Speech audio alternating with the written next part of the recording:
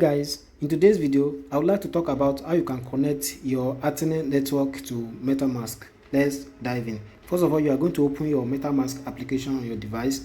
Once you open it, you go to the browser section on the app down below. Then you visit the Athene Network URL that I'm going to provide in the description box. So once you get there, it will bring you to this page. Then you can click on Athene blockchain here. Once you click on it, it's going to take you to this page. From here, you can click on Connect Wallet on the top here. Connect Wallet. So it will prompt you to connect your MetaMask. Now, as you can see, I have successfully connected my MetaMask. Then it will ask you to now add your Athene wallet here.